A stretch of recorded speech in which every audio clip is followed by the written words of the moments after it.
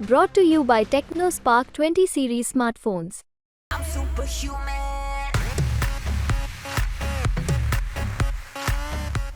નમસ્કાર, આપની સાથે હું છું કશ્યપ. દેશનો લોકતાંત્રિકનો સૌથી મોટો તહેવાર એટલે ચૂંટણી. લોકસભા 2024ની ચૂંટણીના તમામ પડઘમ ભાગી ગયા છે. પહેલા ચરણ અને બીજા ચરણ એટલે કે પહેલો તબક્કો અને બીજા તબક્કાનું મતદાન થઈ ગયું છે.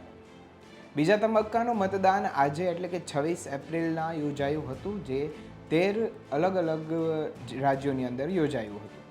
આ 13 રાજ્યોની અંદર 88 બેઠકો ઉપર મતદાન યોજાયું હતું અને અનેક લોકોએ આમાં મત અધિકારનો ઉપયોગ પણ કર્યો છે. 13 રાજ્યની અંદર જે મતદાન યોજાયું હતું તેમાંથી કેટલા % મતદાન થયું છે, કેટલા % પુરુષો હતા ઉમેદવારોમાં, કેટલા મહિલાઓ હતા, તે બધા અને મતદાન જ્યારે પૂરું થઈ ગયું છે ત્યારે શું સમીકરણો સામે આવ્યા છે તેને લઈ અને એક આખો રિપોર્ટ તૈયાર થયો છે. શું છે તે રિપોર્ટમાં અને કોણે કર્યું હતું મતદાન, શું કહ્યું ઉમેદવારોએ, શું કહ્યું લોકોએ, આવું સાંભળીએ. પ્રથમ તબક્કાના મતદાન બાદ આજે એટલે કે 26 એપ્રિલે બીજા તબક્કાનું મતદાન થયું હતું, જેમાં 18મી લોકસભામાં પ્રધાનમંત્રીનો ચહેરો અને પોતાના સાંસદ કોણ હશે તેના માટે મંત્રીઓ સહિત અભિનેતાઓ અને અન્ય લોકોએ પણ મતદાન કર્યું હતું અને પોતાના મત અધિકારનો ઉપયોગ કર્યો હતો. બીજા તબક્કાના મતદાનમાં 13 રાજ્યોના 88 બેઠકો પર મતદાન થયું હતું, જેમાં આસામ, બિહાર, છત્તીસગઢ, જમ્મુ કાશ્મીર, કર્ણાટક, કેરળ, મધ્યપ્રદેશ, મહારાષ્ટ્ર, રાજસ્થાન, ત્રિપુરા, ઉત્તર પ્રદેશ, પશ્ચિમ બંગાળ અને મણિપુરમાં મતદાન થયું છે. આવામાં એવા પણ સમાચારો સામે આવ્યા હતા કે તૃણમૂલ કોંગ્રેસે આરોપો લગાવ્યા છે કે કેન્દ્ર દળો બંગાળની 2 બેઠકની સીટ પર મહિલાઓને મતદાન કરવાથી રોકી રહી છે. તો આ તરફ છત્તીસગઢ, ત્રિપુરા, મણિપુર, બંગાળમાં બીજા તબક્કામાં મતદાનમાં 71%થી વધુનું મતદાન થયું છે, જ્યારે કે મહારાષ્ટ્ર, બિહાર અને યુપીમાં સૌથી ઓછું 53% મતદાન થયું છે. હાલ તો બીજા તબક્કાના મતદાનમાં કુલ 60%થી વધુ મતદાન નોંધાયું છે. બીજા તબક્કામાં લોકસભા સ્પીકર ઓમ બિરલા, 5 કેન્દ્રીય મંત્રીઓ, 5 પૂર્વ મંત્રી અને 3 ફિલ્મ સ્ટાર મેદાનમાં છે. આ સિવાય રાહુલ ગાંધી, શશી થરૂર અને હેમા માલિનીની સીટ પર પણ વોટિંગ થયું છે. ઉપરાંત આઉટર મણિપુરના કેટલાક ભાગોમાં આજે ફરીથી મતદાન થયું છે. ચૂંટણી પંચ દ્વારા આ બેઠક પર 2 તબક્કામાં ચૂંટણીની જાહેરાત કરવામાં આવી હતી. ચૂંટણીના પંચના જણાવ્યા અનુસાર બીજા તબક્કામાં 1202 ઉમેદવારો મેદાનમાં છે, જેમાંથી 1098 પુરુષ, 102 મહિલા ઉમેદવારો છે. 2 ઉમેદવારો થર્ડ જેન્ડર છે. બીજા તબક્કાના મતદાનમાં લોકસભા સ્પીકર ઓમ બિરલા, હેમા માલિની, અરુણ ગોવિલે પણ પોતાના મતાધિકારનો ઉપયોગ કર્યો હતો. આવો જાણીએ શું કહ્યું હતું તેમણે.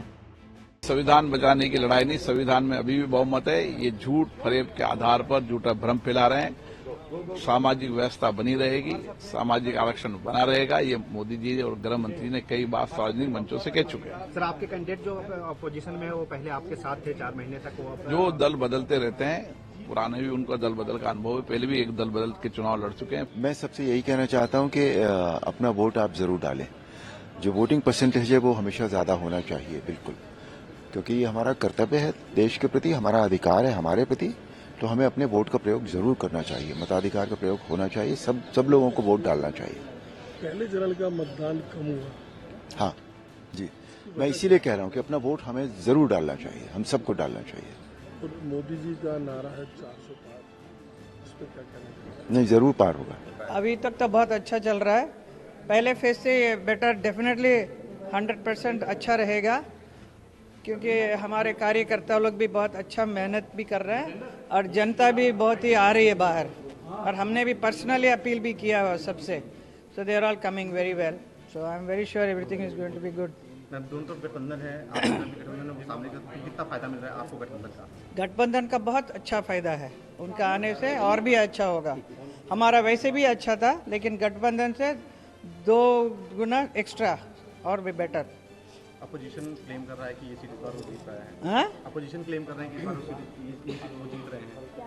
सबका अपना अपना होगा ना. जो भी रेस में खड़ा है उनको लगता है कि हम ही जीते हैं, तो वो स्वाभाविक है, नो प्रॉब्लम. બીજા તબક્કાના મતદાનમાં લોકોએ ઉત્સાહપૂર્વક પોતાનો ભાગ લીધો હતો અને મતાધિકારનો ઉપયોગ પણ કર્યો હતો.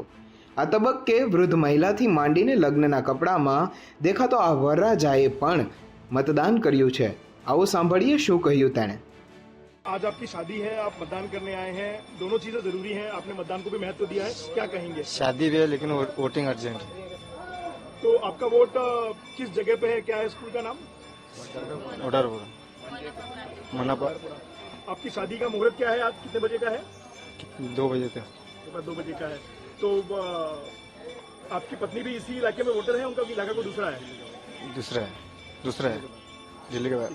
आपके परिवार के और कौन कौन आपके साथ हैं जो वोट करने के लिए आए हुए हैं आपके साथ लोग? माँ है, काकू. 13 રાજ્યોની અંદર હાલ બીજા તબક્કાનું મતદાન પૂર્ણ થઈ ગયું છે અને હવે ત્રીજો તબક્કો એટલે કે ગુજરાતની વારી આવે છે.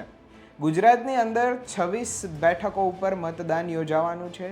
ગુજરાત તક તમને અપીલ પણ કરે છે કે તમારા મતાધિકારનો ઉપયોગ કરજો અને 100% મતદાન થાય તેવા પ્રયાસ પણ કરજો. ગુજરાતની અંદર હાલ 26 બેઠક ઉપર મતદાન થવાનું છે.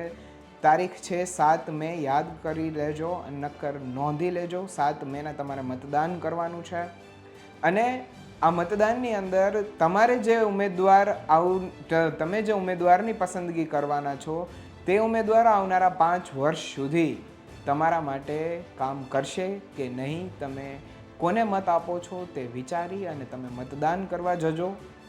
ત્યાં સુધી આવનાર સમયની અંદર શું સમીકરણો બદલાય છે તેને લઈ અને તમામ અપડેટ માટે જો તમે હજુ સુધી ગુજરાત તકને ફોલો નથી કર્યું તો કરી લેજો અને યુટ્યુબ ઉપર તમે આને સબસ્ક્રાઈબ કરી લેજો, જેથી કરી અને ચૂંટણીના તમામ સમાચારો સૌથી પહેલાં તમારા સુધી પહોંચતા રહે.